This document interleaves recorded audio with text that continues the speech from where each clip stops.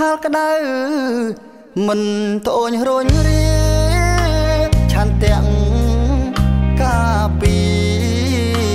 ព្រំដែនទឹកដី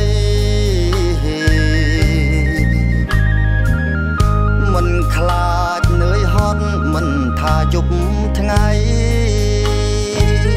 ពាំងលីដើមបីរក្សាសន្តិភាពរែកពុនរឿងជាតិឆ្ងាយប្រពន្ធកូនទោះបីត្រូវសូនក៏មិនបកក្រោយបូជាឈាមសាច់ជូនជាតិខ្មែរហើយប្រពន្ធបងអើយអូនគុំតូចចិត្តមកខាងជាគ្រួសារមកខាងកិច្ចការជារូបបងត្រូវឃ្លាតយកជាតិជាធំ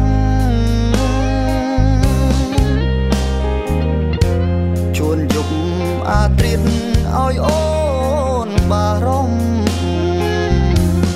ភធ្វើមកដេចរូបខ្ញុំពោះលីងព្រំដែនអរគុណប្រពន្ធបងដ៏សែនល្អអត់ធ្មត់មាត់កយល់ដល់ចិត្តប្តីទោះបងឃ្លាតឆ្ងាយមិនដែលភ្លេចថ្លៃភារៈជាប្តីបងត្រូវរ៉ាប់រ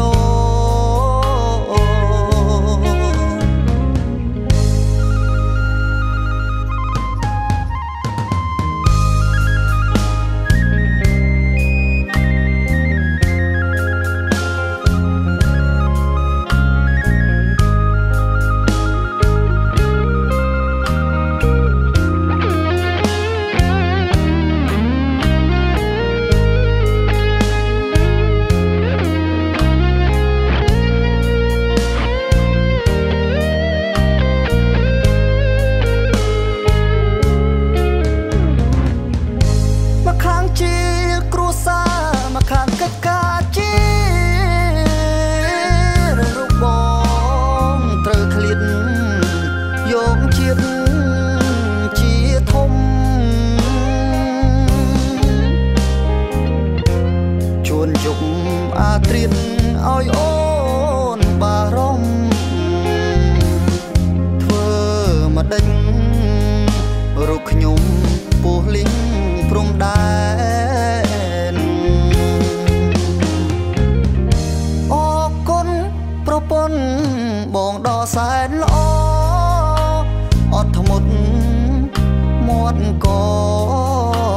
យល់ដល់ចិត្តប្តីទោះបងឃ្លាតឆ្ងាយមិនដែលភ្លេចថ្លៃភារៈជាប្តី